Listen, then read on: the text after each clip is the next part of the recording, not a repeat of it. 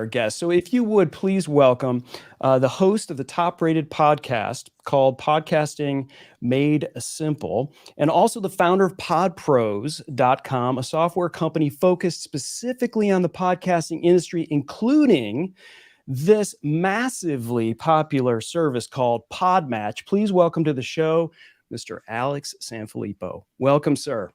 Yes, thank you so much. I've been like backstage laughing while I was drinking your orange juice and eating your cookies because one, I got those things. Thank you for sending them in the mail, by the way, so I could have them backstage Anytime. at my home. Prime delivery. What I'm thankful for is both of you. Like, really thankful to be here today. You guys are experts at what you do. I've been just consuming the show from a podcast standpoint, but really just honored to be here with you guys. Well, thanks so much. Yeah. Alex, you have done this probably more than anyone. And we always talk to people, we always talk to podcasters, whether guests or hosts, is how do I get better? How do I develop, and everyone does a lot of consumption, right? They're consuming us right now. They're either listening and or watching us right now. And that consumption is great. It's great to learn this stuff. It's great to learn to read books, but it's really about the action, right? It's so if you go back and have you ever gone back and listened to your first podcast you ever did? Yeah, I mean, I don't know if I'd do it again. It was a painful experience, but no, I did. And at one point, I thought, it's funny, when I finally did, it was probably a year into podcasting. I went back to listen to it with the assumption of it was me worse than it actually was. I listened to it, I'm like, that wasn't great, but like, it wasn't terrible. So yeah, I've done that. But like now I'll regularly listen to myself, and it's still, I don't think anyone ever gets fully comfortable with that, or maybe I just don't have enough reps yet, but I still do it, not in a way to make myself a perfectionist, right? Of like, Alex, you gotta be better than that. No, of like, you know what? I could have delivered that more powerfully for listeners. So yeah, I make that a regular practice of what I do to go back and hear myself so I can get better for the people that are trusting me with their time. Yeah, I think that's a great point, Alex. I think all of us, right? I mean, I remember way back when there were cassette tapes, and some of you listening don't know what that is. It's this thing that went in a thing called a tape player. And I remember me and my buddies would record our voices on it. And it was like, it seems like the worst thing is listening to your own voice because you always think you sound bad. And I think even as you keep doing this, it's still like, I still feel like my voice could be better. And but these Shure MV7s do a great job of trying to help us do that. Yes, they do. I will share this. The first time I ever got on a microphone was actually at my church, and they were doing like a sound check. And I was like, does my voice really sound like this? And everyone's like, yeah, why? I'm like, I sound terrible. And and the sound person goes, everyone says that. And I was like, cool. So my voice doesn't sound bad. Everyone just assumes that their voice sounds bad. So I love that. And by the way, Amazon probably sells cassette tapes again. One of my buddies, he's in a big band, 100%. And they sold out of cassettes. And their demographic is like 15, 16-year-olds. So I'm like, wait a minute. I'm like, hold on now. Like, do they even know what that is? Like, I bet they're on Amazon. We could probably find that. That's amazing. So Alex, here's where I'd love to start off with, because I want to get into the books, because great job, by the way. Really super well done with the book series. I think the whole thing is very smart. It's not just about PodMatch and all about PodMatch. That is certainly, and should be, a huge component of those, and it is. But there's just so many really, really super quality evergreen nuggets that are in. Is evergreen nuggets even a thing? I don't know, but it really is high quality. But one of the things that I find really interesting that I'd love to be able to have you speak to, because a lot of the people that listen and watch our show are entrepreneurs, and they have this journey, and they may be at certain spots in the journey. And you are sitting here with what I would consider a successful software company that you've created and been a part of. And, PodPros is something that, is sort of the standard for a lot of people. And you've really fit and filled solved like a pain point for a lot of podcasters in what you've done. But you didn't wake up like this. You started and had a journey that led you to that point that included the success, but also probably included some failures. I'd love for our listeners, our viewers, to sort of hear about that. Yeah, sure. Thanks for opening the mic for me on that. I don't get to talk about this often, so it's always great to do this. But this was, go back years. I had a 15-year career in aerospace. And real quick, anyone who's watching or listening, you should know a few things. I was not a skydiver, was not a fighter pilot, and was not an astronaut. Just making that real clear here. We focus below the atmosphere, and we were a parts manufacturer. Yeah, so you all assume I've been to the moon. I'm sorry, I'm not another one of your guests who has been to the moon. So how's that happen? Okay, let's end the conversation right now, That's Alex. All credibility is gone. Sorry, guys. Right. But so what happened with that career, like I loved it. And I worked behind a desk and I really enjoyed it. I ran the commercial operations division. So I was a senior director at the company and worked my way up to the executive level. And I was controlling profit margins and processes. And that's what I did. And I thoroughly enjoyed that line of work. And obviously I worked my way up to that, right? So it was a 15-year career, but at year 12 or year 13, it all gets blurry over time. But at one of those years, somewhere between then, the company went public. We sold to a bigger company. We're a multi-billion-dollar organization, went public. It was really fun to be part of that. However, I had this experience one day that changed it for me. And I helped the company save 10% margins in like a cumulative of 5 our divisions. Like, so it was huge. I mean, it was like a big, like saving 10% like across the board. That was amazing. So like, in my head, I did this, but I didn't really. I was on the executive team. I went straight to my CEO's office. In my head, I kicked his door down on the way in. I didn't really do that. I respectfully opened it up. Also in my head, I put my feet on his desk when I was telling him this. I also didn't do that. But I sat there. I'm like, hey, did you see what we did? And he goes, yeah, I saw it. And I was like, we saved 10%. Like we didn't go over by 10%. He's like, no, I know. I saw it. He goes, the shareholders are really not happy though. Like, you didn't tell them that we were going to do that. They could have been selling the stocks at a higher level if we would have told them that was going to happen. Oh my God. And I didn't get in trouble necessarily, but I remember walking out of that office, going down the hall back to my office, feeling a little bit defeated and realizing, you know what? I think I've always been a little bit of an entrepreneur, even though I've been in this company and I can't do that anymore. And at that point in my career, thankfully, my performance always stayed the same. And I will say, this is a side note, but my last year at that company was my best. I left on a good foot because I believe the way you end one season is the way you begin the next. Even a year later, they invited me back to come speak at somebody's going away party, which was really cool. So I left on good terms. I did the company right. But that year 12, year 13 mark, wherever that was, I made the decision walking out of my office that day that it was time to go. I did not know how to do that. And this is where podcasting comes into play. My brilliant mind, or lack thereof, decided the best way to learn how to become an entrepreneur would be to talk to entrepreneurs. Didn't want to pay people to do that. And I was like, you know what? I'll start a podcast. I will talk to people who have successfully left a 9-to-5 job to pursue entrepreneurship full time. I'll bring them on. I will ask interesting questions and make it in a way that people want to hear it. Thankfully, that show actually did really well. It turns out I'm not the only person who wanted to leave a 9-to-5 job. And I just like listened and learned. And 2 things happened during that sprint of that podcast. I learned how to become an entrepreneur, and I realized that I wanted it to be in the podcasting space specifically. And that was like a really cool moment for me. So I started my show did well, like I said. So I started speaking at podcasting conferences, getting great opportunities, and just falling more and more in love with the people that made up this industry. It's an abundance mindset industry. Aerospace is kind of cutthroat. Like the person sitting next to you is your friend, but also don't cross them because they will steal your sale, that type of thing, right?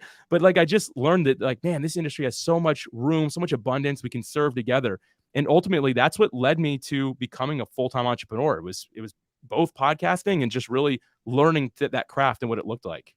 So you, in a way, you used your podcast to talk to entrepreneurs. It wasn't like I'm starting this podcast to make money. I'm starting this podcast because it's maybe fun, although you probably made it fun and realized it was, and that you developed that passion. You didn't even know at that point. You said, I want to talk to entrepreneurs and this is how I'm going to do it. Yeah. I mean, and don't get me wrong. I tried little monetization. Like, here's the thing. I don't want anyone to ever listen to me and think that I was like a one-hit wonder. Like I just made it, right? Like, no, I had a bunch of failed attempts and it was a couple years. So there's a gap there, right? I started a podcast and learning this between year 12 and 13, but I was there for 15 years. So keep that in mind. There was some time there where I was like trying things, failing. But I think that that's really part of entrepreneurship. Anyone who says, yeah, I hit it right the first time, might have just gotten lucky, right? Like part of being a good entrepreneur is trying things and then not working, but getting right back up and trying again.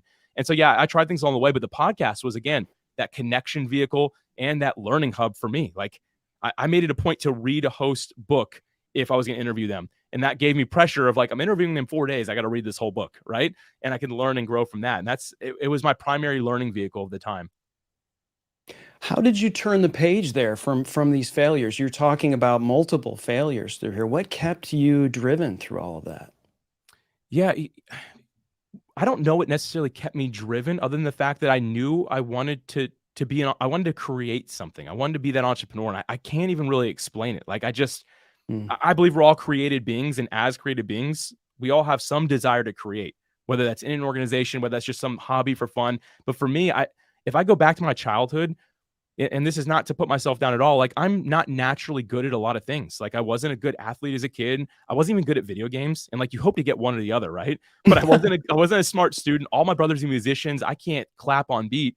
Like it's like what happened? But the one thing I was good at from a kid was I understood business for some reason. And so when I thought about like being creative the way that I can, I just knew that it was to creatively serve the world with some sort of business venture. And what I ultimately learned, like if I can summarize entrepreneurship real quick, it was I learned to find an area of passion, to get into the community, to find out what that community was struggling with, and to create a solution for that problem that they had. Like those 4 steps. Like I'm not saying like I don't mean to simplify it to that level. I talked to hundreds of people, right, that like are gifted in their craft. But at the end of the day, like that's what it boiled down to. And the turning point for me was stopping the art of trusting my own idea, which is what so many of us creative people do, right? Like we have an idea, we want to try it. I stopped having ideas and I started looking for problems with people that I cared about, which again, were podcasters. So when I started identifying their problems, I was able to build a solution for something that existed, not an idea. I got an idea based off of a problem and offered that solution. Wow. Yeah, and you know it's very similar, you know, conceptually to when we talked to Mark Savant a few weeks ago as well. It's like once you figure out that people have problems and that you have the cure, and you have the medicine for that, that's when things start rolling. And so let's talk about rolling into PodMatch, because from what I understand, and correct me if it's wrong, and I'll let you sort of elaborate on this. This sort of the origin of this happened during or maybe around the time of the last in-person event of 2020 before this pandemic, which was PodFest, and just talking to podcasters and realizing there was a pain point. Is that an accurate statement? Yeah, it is. And real quick to jump back to something, you mentioned Mark Savant. That episode, I listened to, I'm Team Replay, by the way. So go Team Replay. Like audio, All right. I love that. I was in the gym today and I listened to the episode from, it was 11/9 is when y'all released it. It was about achieving six figures through podcasting, more or less, with Mark Savant. I highly recommend that if you're enjoying this, go back and listen to that, because that is an epic episode that y'all did. So quick shout out there. But yes, you're absolutely right. So again, I had a show that gave me a platform. So I was speaking at these events. And that one specifically, there's about 2,000 people at this PodFest Orlando. And literally that was like the week the world shut down. Like, you know, leave it to Florida. Florida is the first or the last to shut down, the first to open up. That's kind of how we roll. Side note there. But anyway, while I was there, I made a point. I told my wife, when I get off stage, I'm going to ask these people what they're struggling with. I'm just going to ask anyone who will talk to me. And here's the thing, like if you speak on stage, people are nice. If you're a good or bad speaker, doesn't matter. People are going to line up to say thank you for being there, right? And so every single one that would give me that time, I just had like a little notepad, and I was just, well, it was a notepad on my phone. I'm like drawing it like I was actually writing it, but I was on my phone, right? And just checking a box every time somebody said something. I heard a lot of things, but 100 people, I ended at 100 people that said the same thing. Alex, I'm having trouble finding the ideal guest for my show. And the weird thing is the rest of that conference, that was in my head. And I started meeting people that like, oh, I don't have a podcast, but I have this book. Do you know any podcast I could be on? And I was like, man, there might be something here. And I went home and again, I found the problem and I was like, I think I can do something with this. Strangely enough, it took me about a week before it like really hit, but I whiteboarded it out and I was like, you know what? Like an industry that does this well is the industry of dating apps.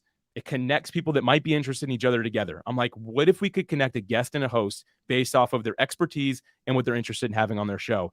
And for lack of a better term, that's what we built. We built what's like a podcast, like a dating app for podcasters. And the funny thing is I've never used a dating app because I've been married too long for that. They weren't around yet. And we actually took it a step further, which I didn't realize. Dating apps apparently don't help you schedule the date. They kind of leave that on you. We actually help you schedule the interview, so you never have to exchange an email. I'm like, man, maybe dating apps should take a note from us. But I digress. Right. Yeah. Note to all of the dating apps, Christian Mingle, and I mean, I don't even know what the dating apps are either. I've been married for years, but I love the fact that you identified a problem. Like you didn't even there wasn't even a concept in your mind like this is what I'm going to do. I wonder if these people can help me prove what this concept is. You just over and over and over, and by the time you hit 100, you're like, this is it. This is the pain point I got to go after, and I have to figure out how to solve it. Yeah, one thing I'll add to that is entrepreneurs, myself included, we overcomplicate problems by a long shot. And I learned this from actually one of the guys at Podfest, Chris Krimitsos. He has a book called Start Ugly. And it just means basically like start before you're ready. That book is also on Amazon, by the way. And if there's one book you buy, I would love for you to buy mine, but go buy that one first. I'm just going to say that. Start Ugly, Chris Krimitsos. It's on Amazon. That's the only place you can get it, actually, I think. But go grab that. And here's why, like, I needed to remember, okay, this is the problem I'm solving. I didn't need to say, okay, well, I need to help them launch a podcast, or I need to help them become expert guests first, right? At the end of the day, what we launched, the idea came like when I finally whiteboarded out and wrote up paperwork with my partner, the developer side of things. All that was March 15th. And March 10th, 2020. And on June 15th, 2020, we launched an early beta. We didn't have a logo or anything. And we just, you want to know who I marketed to? I told the 100 people that said they have a problem. They gave me their contact information. I said, does this solve the problem? And some were like, well, it doesn't have a logo and it's kind of slow. I'm like, does it solve the problem?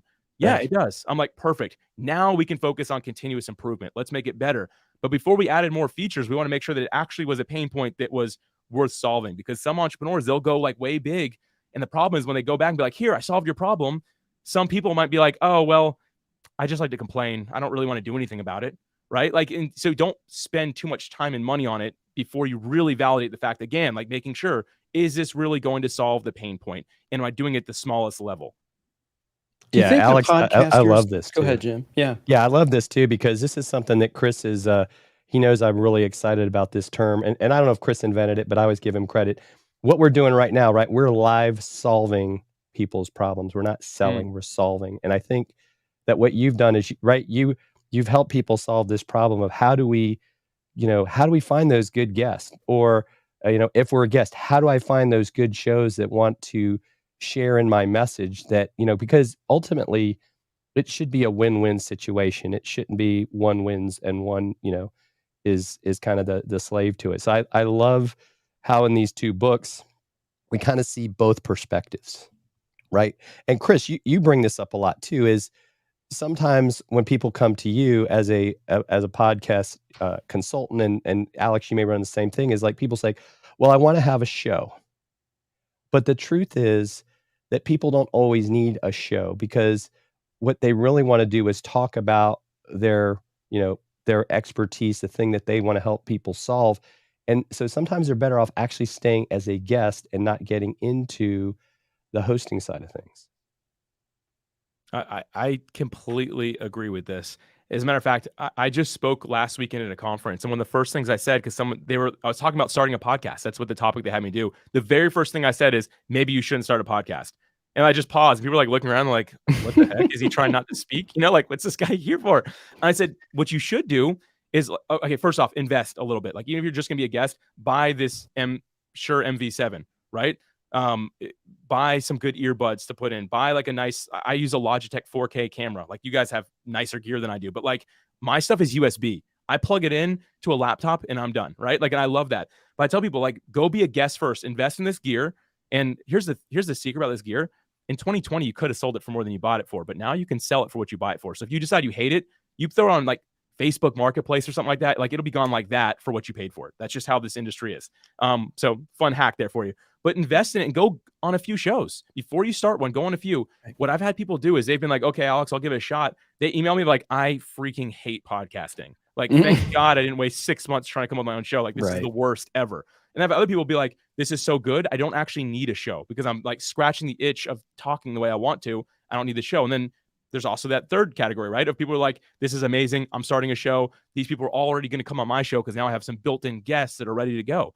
Like, I think starting with being a podcast guest is the way to go when it comes to podcasting. Yeah, and you touch on this, there's a thing called pod fade, and I'm sure you're familiar with it, Alex and Jim. I've probably said it 100 times in front of you, so you obviously know what it is. But some of our viewers and listeners and some of our new viewers, which, by the way, if you're watching on any other places and we're seeing all of these comments and putting them on the screen, thank you for joining us. If you want to join us over on Amazon, where we have these two new books from Alex Sanfilippo, which is PodMatch Guest Mastery and Host Mastery, all of this stuff, we're just scratching the surface on what is included in these books. But something that you touched on that I really wanted to just kind of peel back. I think a lot you talked about, just don't start a podcast and the whole pod fade thing, right? And I think a lot of it happens with they don't realize that they didn't know why they were doing it in the first place. They didn't know what the purpose of doing a podcast, what they really wanted to do. But even if they did, and they got 6 or 8 episodes in, and they didn't like it. And I've had clients that, I used to be, Alex, I used to be like, come on, you got to put in the reps. You got to keep on, you got to, like the coach in the gym, right? Come on, let's, 5 more, 5, 4, 3, and by the time they got to episode 20, you could just tell they hated it. Their voice changed, everything about it changed. And now I've just changed my whole thing on this. And that is, if you don't like doing it, find something else. If you need a podcast, find someone else to do it. Because podcasting is absolutely can be beneficial to you. It can fill a bunch of ROIs for you, depending on what that is. If it's financial, if it's getting more speaking engagements, if it's getting whatever that is. But man, if you don't like doing it, it's really important to be able to have someone that can identify that and get you maybe out of that seat. Would you agree with that? Yeah, I've never given it much thought because I think that, Chris, I think I go with your old thought process, which is just you got to grind it out. You got to go. Okay. Getting 20 episodes is like once you're there, you can make it pretty far. The next drop off is at like 50, I think, or something like that for people to get to, and that's like kind of where the stats go. And like it's a high failure rate, but I have always leaned more towards the keep on going. But I love what you're saying here, which is like if you really hate it, just stop. Right? If you hate it because it's a lot of work and there's obviously you got to get into the real reason behind it. If someone just straight up doesn't like it, then don't do it.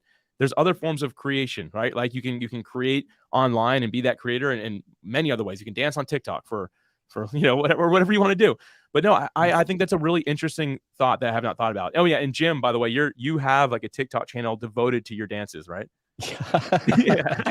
Do the gym, everybody. We do the gym. I like that. I can do that. This is an incredible conversation. I apologize we're jumping all over the place, but I wanted to touch on this. We're gonna get into PodMatch because I am a PodMatch user. Full disclosure, I'm in the agency program and I have a number of clients there. We actually used PodMatch to have the guest that you see here on your screen because we knew that was the way we can get Alex Sanfilippo on our show. Nice job. So Alex, what makes a good podcast guest? I think there's a handful of things here, but the very first one is somebody who really knows why they're showing up and can articulate that before they even get booked.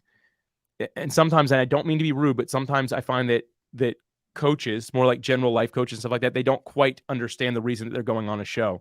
And so they'll share stories. Like they'll talk about their dog, they'll talk about surfing, they'll talk about this and that. And it kind of goes all over the place. And I'm not trying to be rude, but then you get those coaches that are like honed in, like I'm a coach. It only helps this person. They got it dialed in.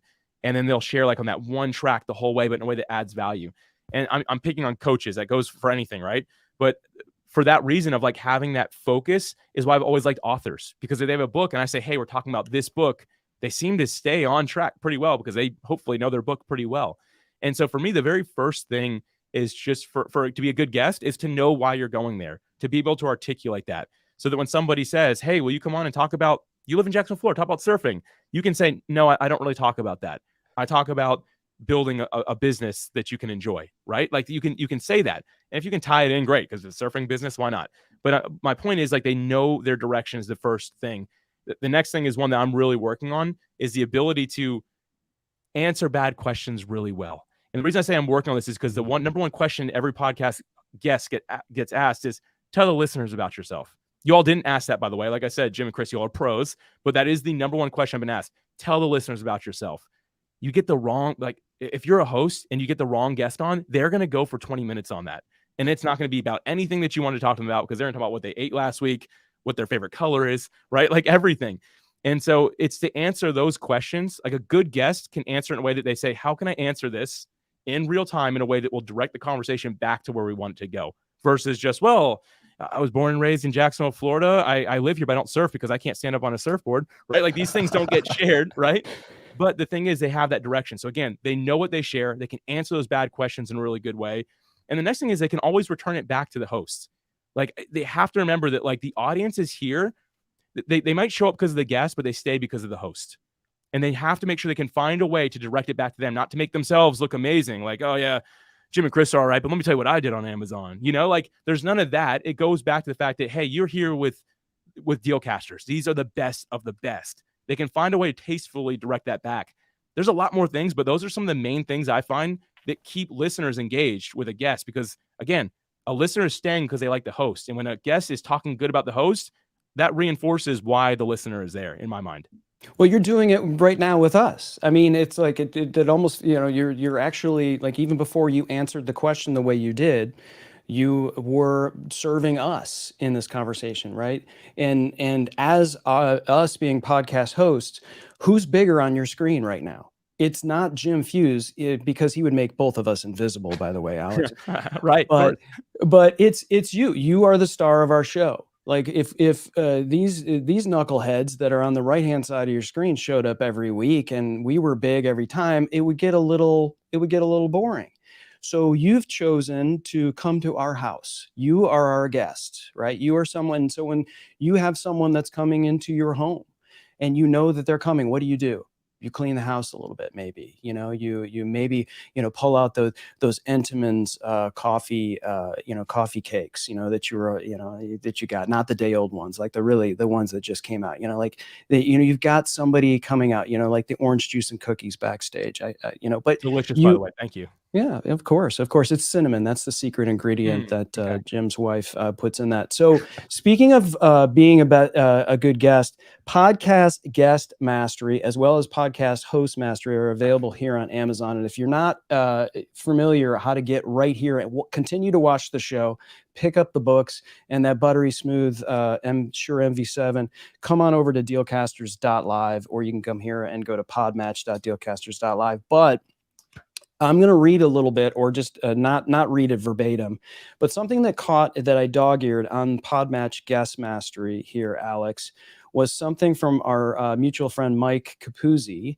who obviously was a key component of these books. Thanks, as well. Yeah, he's amazing. And I really love the concept when you're a podcast guest is, what seems to happen, sort of the typical run of show, 95% of podcasts do this, right? There's intro music, there's a hi, I do this, and then here's who your guest is, then the show, and then at the end, how can people find you, right? Another question that's not that great, by the way, right? Right. How can people find you, right? It just is like, of course you know how to find this person. Like, how do you, and by the way, and what that tells your audience is, okay, show's over, right? Show's done. They're winding down. Forget it, whatever. Instead, start weaving that in. But I really love the concept and the value. And one of the other values of this book is the concept of offering a gift to the host, to the listeners and the viewers of that particular podcast, offering a gift to them on the front end. No one says no to that. If you came on and said, Chris, Jim, I've got a gift for your viewers, for your listeners. I want them to have this. Whatever it is. And who's going to say no to that?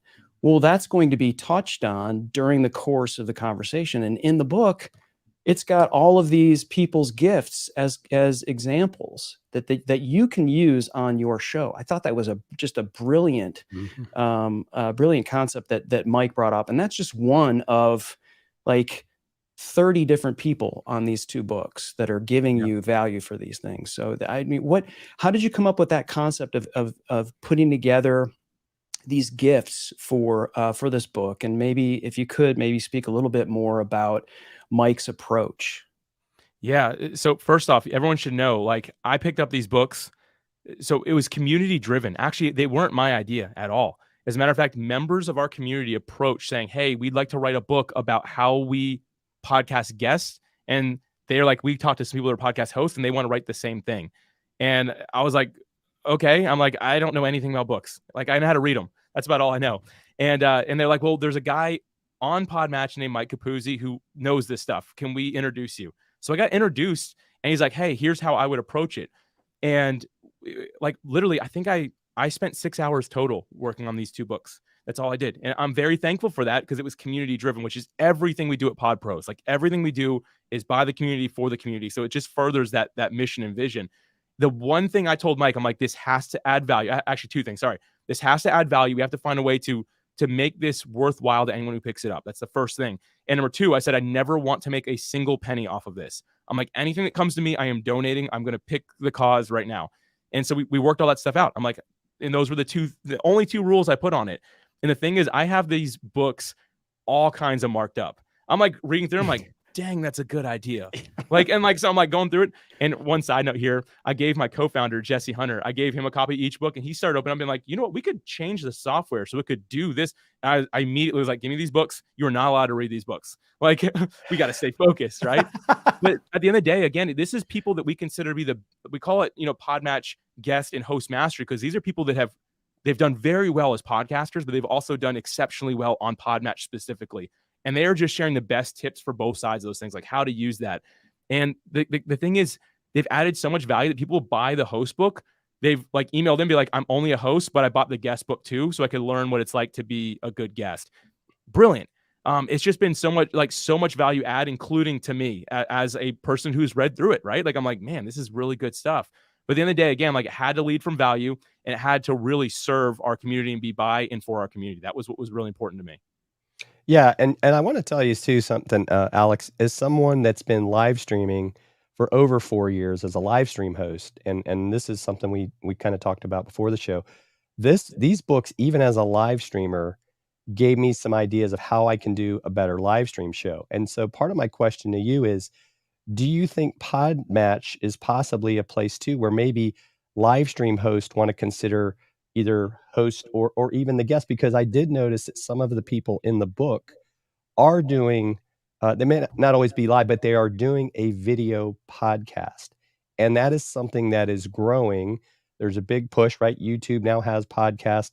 And even this show right now, we're live streaming this, but we're also going to turn this into an audio podcast. Have you thought about expanding that reach to the live stream community? Because I don't think there's anything like this that I've seen outside of what you've created with PodMatch.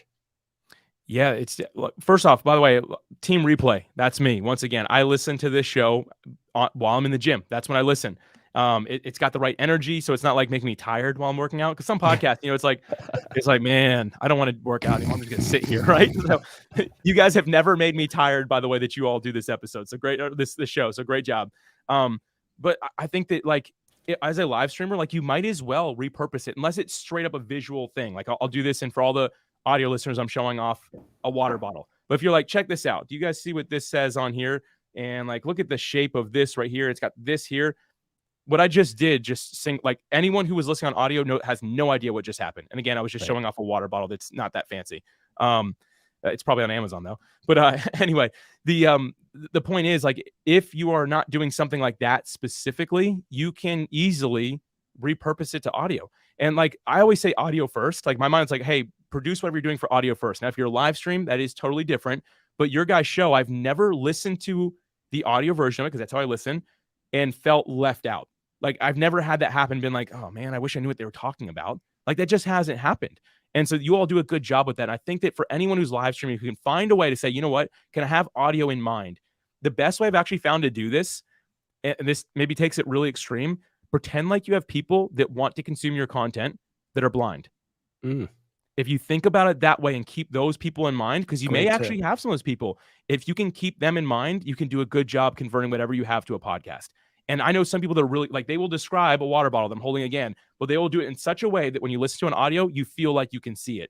And so for me, I tell people hey, just repurpose that. I'm not affiliated, but I use Buzzsprout. They're also in Jacksonville, Florida, so it makes it real easy. I literally schedule out something to go, and it goes to everybody: Apple, Spotify, Amazon, Google, and thousands of other places at the push of a button. There's no ongoing work for it. So anyone who's live streaming is ooh, but I don't want to take the time to put it on those places. You don't have to. These syndication companies, they do it on your behalf. And so, yeah, I know I'm answering this question a long way, but I'm passionate about repurposing the content. There might be a lot of people who would love to consume your live stream, but they want to do it on Team Replay, right? Like me, I'm one of those people for the majority. And yeah, I think that you can use a service like like PodMatch very easily to say, you know what, I'm going to start sourcing some guests. That is something that you can do. And it's just going to make the whole process easier for you, I believe. Yeah, you're speaking my love language, which is repurposing right now. And this is exactly how I use it, Alex. I have a number of clients, including one that is here in the chat, P Primo. Shout out to P Primo and the P Primo show. And we use this for guests on his show and other shows, the Big Ticket Life, Dealcasters, and others. And what you're seeing right now gets repurposed into an audio podcast. And I think a lot of people kind of run into that. Well, how do I do it? Because my show runs this way or show runs that way. It's fairly simple. And I know you've had speakers on Podcasting Made Simple and at the events that you've had for Pod Pros that talk about doing a run of show. And if it is a live show, how you could take a segment and not have to edit for hours to be able to repurpose that into a podcast. And I thought I should also make mention, in addition to these books, in the carousel as well is the podcast, Podcasting Made Simple, hosted by Alex Sanfilippo, which has, I really love the podcast, Alex, because in a way, it has enough, there's consistency in terms of the topic, right, in podcasting, but there's variance within that, so you can get really in depth about certain elements of podcasts. But it's also like there'll be one episode and it would be you solo, or it might be somebody else that you've recorded from a particular broadcast that you've hosted, or it may be an interview. There's different things that are going on there, but there's always a consistent episode that is consistent on the theme. Is that intentional on your part? And do you do any live stream repurposing? So I don't do any live streaming at all. I'm scared to death of what you all do, but I respect the heck out of it. But I am going to have you all come speak at one of my quarterly events about it so I can gain some confidence. Like I did when I had the entrepreneurship podcast, Learn to Become an Entrepreneur. I do that with podcasting now. So you all can kind of follow my trend. Like I bring on people that are interesting that I can learn from so I can do this. And at some point, who knows, maybe I'll be the next, I don't know, Dealcasters or something like that. Who knows? Like, but yeah, the point is there, like, I don't do it now, but that's the type of thing I like to bring on the show. Because anything in my mind that helps a guest or host go further faster, that's what we bring on Podcasting Made Simple. The idea is either side of the mic, how can we support it? And the way we do is every other week is either for a guest or host. And the thing is, a lot of our hosts, they just listen to all the episodes. And same with all the guests. They're like, oh, wow, this will teach me what a good host looks like. So I'm going to listen to what they say about it. We try to keep them fairly short for the most part. The interview is a little bit longer. But other than that, we try to keep it really short and straight to the point. Again, it's just helping them go further faster. And that's the idea behind it. Awesome. Amazing. So let me work into my next question. What makes a good podcast host? A lot of things. The first thing that we just kind of talked about there is having some sort of specific niche, some sort of focus, I think is the first thing. If it's a general podcast these days, I find that just doesn't really do as well. Like at one point when there wasn't a lot of shows, like you could do that. And if you're super famous, you can start a show about whatever you want or probably do well. But if you're like me, you got to actually have some sort of focus. You can't be everything to everybody. And the way I always say it is when someone tells me, well, Alex, my show is kind of for everybody, I always say that it's for nobody then. They're like, well, no, it's for everybody. I'm like, well, nobody's everybody. So it doesn't work like that, right? Like it just can't. And I think it's important to keep that in mind, is that we have to have some sort of focus with the content. So step one for me is make sure that you know that. The next thing is, once you have that focus, who's the avatar in that space? So like, who is it that you actually speak to? And I like to get really specific like this. So like my avatar or ideal listener is another way to say it. He has a name. His name's Adam. And I know everything about Adam, his age, where he lives, when he listens, which happens to be the gym. He's kind of similar to me, right? Like he's a podcaster, but he's also thinking about being a guest now because he wants to grow his show faster, right? Like I've got all these specific things. So I've got the focus, I've got the avatar, and then I just make sure that will all of my content serve that person? Will all of my content serve that person? And so I run it by everything. When someone pitches me an idea of like, hey, Alex, I want to talk about this on Podcasting Made Simple, my first question is, will this add value to Adam's journey? And if the answer is no, or even maybe, then it's a no. At the end of the day, as a podcast host, our number one goal is to protect our listeners from whoever comes on our show. Like you are the wall that's going to help them. And the reason that people stay around your podcast is because they feel like they can trust you. But here's the thing. If next week I live really close to the ocean, so I keep on using surfing as an example. I don't surf. Let me give that disclaimer. Okay. But if I bring on a guest to talk about building surfboards, I just broke trust for my listeners. This is podcasting made simple. This is not surfing made simple. Good show idea, though, by the way. Side note. But the thing is, if I break that trust, now they're like, I wonder if the next episode will be good. And they'll tell, like, someone's like, oh, do you listen to that show? And be like, yeah, but they have some weird stuff on there, right? Like, that's how the conversation is going to go. So keeping this simple and kind of short for you guys here. Again, make sure that you have a niche, a focus for the show that's very narrow. Number two, make sure you know who the ideal listener is and really speak to them. And make sure you don't bring on wrong guests, wrong content. Share what they're actually looking for to help them go further faster. As I say, that should always be the goal.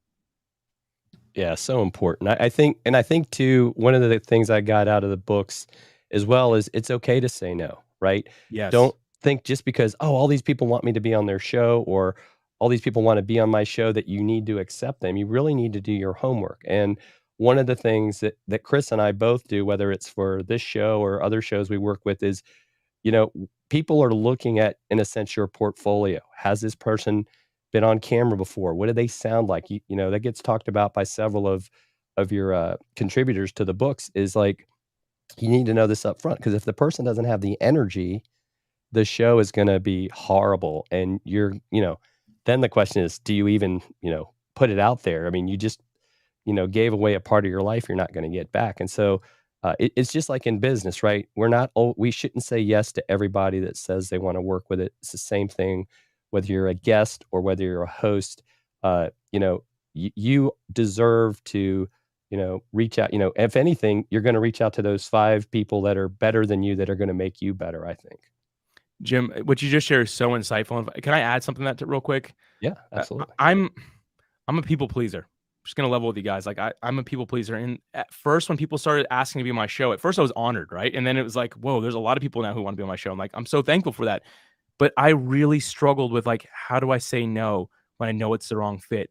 And if I can be honest with you guys, and we're live, so honest with the world, there was a few people early on when they started asking me on the show that I said yes to, that I knew I should have said no to, but I couldn't bring myself to do it. So for anyone who's listening or watching, and you're like me, you're that people pleaser, I found a really simple way to let somebody down in a graceful way. So what I say, I still do it today because I'm a people pleaser. So I say, hey, thank you so much for reaching out. I really appreciate it. This show is really focused on helping a podcast guest or host go further faster. And I can tell that that's just not your expertise, although you have a lot of expertise in another field. I think it's in your and my best interest not to waste each other's time. And I really respect yours. So for that reason, I'm going to have to pass. And I share it almost like that word for word. And I've had one person one time get mad at that. Everyone else has been like, wow, literally, they're like, wow, I really respect the way that you responded to me. And so like, it's helped me feel like I'm not necessarily like, no, get lost. Right. Like, which that's uncomfortable for me to do, to now being like, you know what? I'm coming from a place of service, not just for myself, my audience, but also to them. I don't want to waste your time. It's too valuable for me to steal it like that. And positioning that way has helped me get really good at saying no. And I say no 90% of the time now. Alex, let me take that a step further, because I think too, because like, and I think all 3 of us are a little bit guilty of that people pleasing. Maybe not Chris as much, but do you ever sometimes though think like, hey, I don't think you'd be a good fit for my show, but let me introduce you to, Joe or Susie, who I think you guys might be the right fit? Because I think sometimes, we can help others by guiding them towards somebody that is, where it'll help both parties. Do you think that's also something that you can do? I mean, you may not be able to do it all the time, but what do you think of that? That's a good. I love that you brought. I love where this conversation is going. This is so good. I know we're probably close to the end, but I love that we got to talk about this. 100%. Yes, it doesn't happen all the time, but sometimes if I can see where that's going, not only do I make the recommendation, and sometimes I'll even do an introduction, but I also explain why, which I hope helps them become a better host as well, to realize like, better guest, like, right? Like they realize like, oh, I shouldn't go on all the shows. I should stay a little bit more focused. I've done that a handful of times when I actually know somebody, right? I'm not like, oh yeah, talk to my buddy Chris. He'd love to have you on the show. Like I don't just do that and like have that fallback person, because I believe you can fall into that. But yes, if you can continue to add value and take it a step further, that's amazing. I think that's a great thing to do.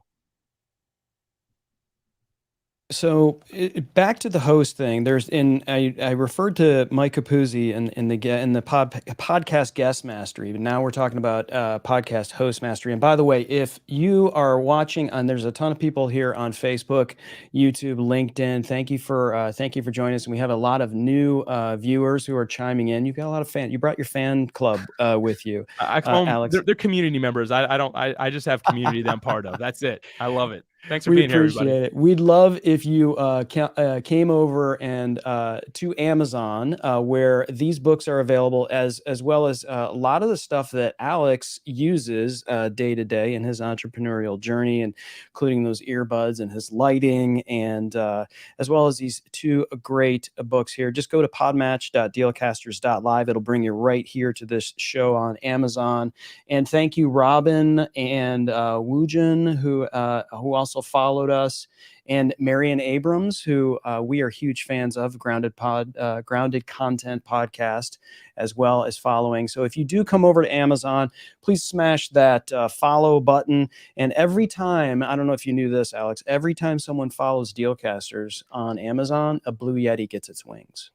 Really? No, I Yeah. didn't know that. That's amazing. Yes. And you mean it flies away so they can replace it with this, right? That's that right. the They get a Shure Shure MV7 Okay. and just making replace sure it, that's of what course. you meant by that. So Right. It's up to them to put it in their their cart. their cart. Yes, that's the word. You would think I would know that by now, being on Amazon. So this book, Podcast Host Mastery. Another person here that I thought had a really interesting thing is Wayne Galt, who's the 3-day weekend entrepreneur. I thought he used to be the 4-day work week. Has he changed that now to 3-day? I'm not going to tell you his whole story. He did change it at the recommendation of, like, I think one of his kids is like, 3-day weekend sounds better. And he was like, shoot, it does. It really He went and does. changed it. And I think his audience like took off. It's just simple wording, right? It's great. Yeah. Yeah. He was asked what beginner's mistake was made, and it's sort of to your point. He just took a lot of people on because he was just like, he was happy with some quantity. And what I thought was interesting is that, and I've noticed this on PodMatch too, there is some very competent people, and you, which I would love to get into here too, maybe a two-parter question here. You've gone to great lengths to make sure that this just isn't like anyone can come in and pay you however much money to be a part of this and just kind of like do the scattershot approach of, I want to get on as many shows as possible or have as many people on as possible. You look at it from a quality perspective and say, who's really utilizing the platform in the right way, and you just kind of clean house a little bit. But I thought one of the things that Wayne spoke about was, there's some really competent, high level, very, there's some people I'm very, quite frankly, a little intimidated about approaching. Me too. Yeah. And so I see that, I'm like, wow, okay, this has some pretty high level things. But I think one of the mistakes he had as a podcast host when he was approached by someone who was competent is he went at the competence and said, oh my gosh, this person does all of these things and is a bestseller and spoken on stages and all of these great things, but they didn't speak to his audience. They didn't serve his audience. And that was like the biggest mistake that he felt like he had made, sort of to what you had spoken about earlier. I don't know if you want to touch on that, or the piece about how you continue to look at PodMatch and improving that in terms of the quality of hosts and guests there. Yeah, I can actually tie both together because it really goes, it's the same vision for me. So like something we do, what you're talking about, is we call it like a member purge, which most software companies literally, like, I've been called crazy for doing that. They're like, yo, if you ever want an investor, which we currently don't, but if you ever want an investor, like, you need to show big numbers, right? Like, you need to get to 100,000 people using it. And we continuously, every chance we get, we remove people. And now I'm not removing people that I'm like, oh, you don't have enough experience, you're out of here. Like, we don't do that. But people that are clearly there to do something with ill intent, they're gone. People that are inactive, they're stopping their show, they're gone. They've got to go, right? Like, again, not trying to be rude, but we have to protect the quality that we have. And because we have a smaller tribe, there's, as we're recording this, there's 15,000 people or so who use it, I think. And that's still a good number. But the important thing is for people to think about, like, hey, I don't want you just to brush through all these people really quick, because there's not unlimited. You will run out if you do that. The idea is sit with this person, their profile, and look at it and say, is this going to really serve my audience? And we have prompts, especially when you're new, like right when you join, like, hey, don't reach out to that many people that fast. Slow down. Did you look to make sure that this person is actually going to add value to your audience, or vice versa? You can't just say, yeah, I want to go on this show. It's like, did you take the time to realize if you want to go on the show? Did you listen to an episode? And so we've done our best to like work toward that behavior, if that makes sense, from the total number perspective and from the amount of actions you can take and from the different prompts that will just display on your screen for a limited time when you're new. All really important to us. And I think that it's key to having that successful show. Going back to the listener, right? A listener doesn't want to hear all things from all people. They are there because they want to learn something about something specific that you've promised them. So going back to the show we're talking about, 3-day weekend. If it's not about how I develop that 3-day weekend, doesn't matter, right? So it's got to be focused on that. And the more time we can encourage someone to take to make sure that that guest or host is going to further that, the better. God, yeah, that is absolute gold. I love that. Ladies and gentlemen, on your screen is the man, the myth, the wonder, the Jacksonville surfer, Alex Sanfilippo from PodMatch. He is the co-author, and he just admitted it took him 6 hours to do 2 books, which, come on, really? 6 hours? I mean, I'm thankful for the community. I'm so thankful for the people that I was just going to say they did better than I could have ever done. If I did all the time myself, it wouldn't have turned out half as good as that book. Those 2 books are. This is incredible. I think it's a testament to that community, that it was like, we can do this. And, clearly it's a part of the DNA of why you're doing PodMatch. It's not just something to promote PodMatch. It was something that I very quickly, early on, realized, like, this isn't just a big commercial. Like, you can use this, it's teaching you how to use PodMatch and how to do it well, but you could like just read it and never subscribe to PodMatch and become a better podcast guest. Yeah. And a better podcast host. It talks about attention to detail. It talks about after a show, after, promoting the episode. Ladies and gentlemen, before we went on earlier today, Alex Sanfilippo sent us a video talking to us about how excited he was to be on the episode, how he was promoting it, what he was going to do in advance, and what he was going to do after the show. If you do that as a podcast guest, you are in the 0.05% top percentile of all podcast guests, because practically no one does that. And that is like, that's like white glove level service, Alex. So thank you for that. Appreciate it. It was because I got the cookies and orange juice. Yeah, I got those things in the mail, and I figured I should send a video. No, but thank you for pointing that out. I think that's an important thing. Like, I do a lot of things that other people don't do. That video took me 1.5 minutes to record, by the way. I didn't prep for it. It took me 1.5 minutes. That 1.5 minutes that I spent made me stand out in 2 legends' minds, right? Like, as a guest, Definitely. you got to think about this stuff. And that's why grabbing a book like this, even if you don't grab it, like, at least take this to heart.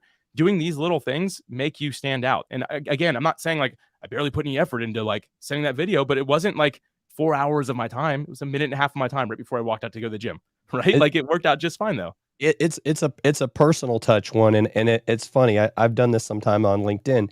If you were to like type, happy birthday, Alex, or whoever, and record the video, it takes the same amount of time, but I feel like the video is that much more impactful. Yes. All right, ladies and gentlemen, if you want to follow up with Alex, and you can go to podmatch.com, but you can also go to alexsanfilippo.com, and that'll take you directly to his PodMatch profile, which we're big fans of redirects as well, and getting where you need to. And if you're an entrepreneur, that is another little pro tip. Well, this episode has been chock full of pro tips. Pro tips. That's what we should just title it. Pro tips. That's it. Tips. Let's do it. I mean, listen, we're in control of repurposing. We can call it whatever we want to do it, man. Right. We're in control of it. Awesome. Alex, thank you so much for joining us, for serving, not only, continuing to serve the community that you have, but serving ours. And we appreciate you taking the time, sir. Any last words before we sign off? Well, first off, Chris, Jim, thank you so much for having me. I love what Dealcasters does. This has become like a favorite of mine to listen to, especially in the gym, because the energy, right? Love what you all do. Thank you for having me. The final thing that I'll share is actually a quote by Helen Keller. Alone, we can do so little, but together we can do so much. we talked about again and again how like these books weren't just written by me, right? Like I didn't spend a lot of time with it, but like look at what we accomplished together. And I think we've got to think about that. Like as a podcast guest and host, you're doing something together to help serve somebody else. And I think the more we have that mentality of we're here to serve, we're here to help, we're better together, I think we're going to drive this industry, even the live stream industry, just really far. And I think that you guys, once again, you guys are really great examples of how that works, because you two together are better than either of you alone. And I just really appreciate Gannon being here, and I hope that added some value to people. Mic thank you so drop. much. Beautiful. Thank you. Don't fear the gear.